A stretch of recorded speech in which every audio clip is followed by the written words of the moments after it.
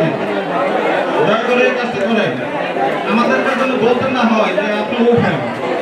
প্রাণপ্রিয় নেতা দীপু ভূঁইয়ার নির্দেশ ক্রমে আজকে নুরুল ভূঁইয়া আমাদের এই ইয়ের কাজ করবেন, আমাদের সর্ব সহযোগিতা থাকবে ইনশাল্লাহ।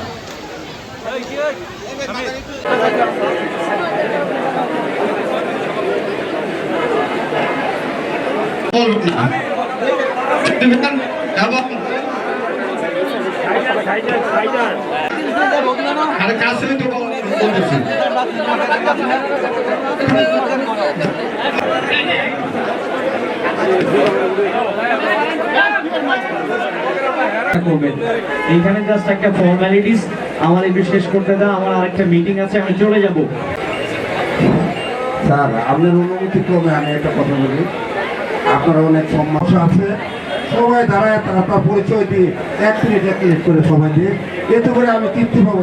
প্রশাসক হিসেবে দায়িত্ব পালন করেছেন এবং ওনার সদস্য এবং সংস্কৃত মহিলা সবাইকে জানান। হ্যালো, আমি যুব দলের সাধারণ সম্পাদক মিজানুর রহমান।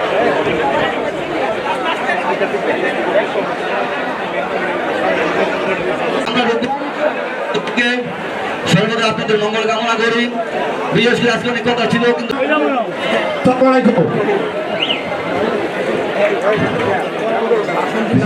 আমার শ্রদ্ধা বড় ভাই যে প্রশাসক হয়েছেন নুরুল ভাই এবং সদস্য এবং সংরক্ষিত মহিলা সদস্য। আমি থানা BNP joint secretary Masud Babar, 4 নং ওয়ার্ড সাবেক মেম্বার। প্রশাসক পেয়েছে এবং আমি নুরুল নবী ভূঁইয়াকে প্রশাসক হিসাবে প্রশাসক জনাব ফরিদ আল সোহান সাহেবকে ফুলের মাধ্যমে অভিবাদন জানাচ্ছে আজকে আমাদের প্রধান অতিথি।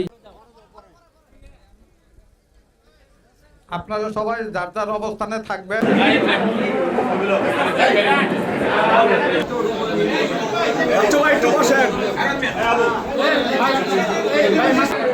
পরে গান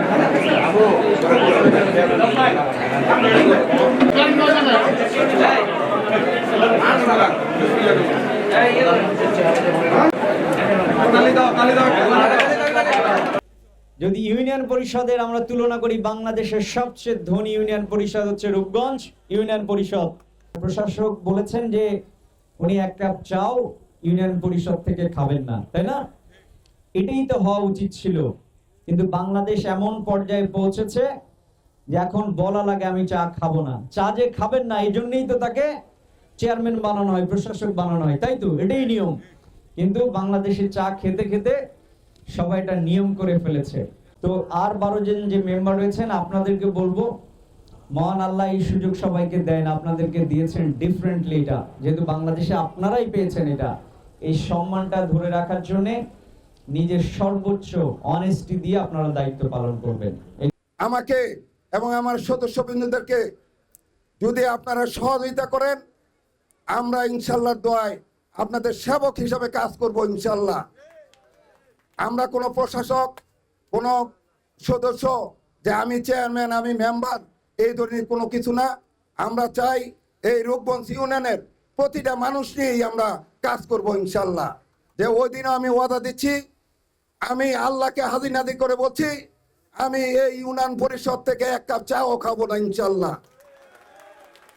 আমি ওয়াদা দিচ্ছি, আপনারা যদি সহযোগিতা করেন।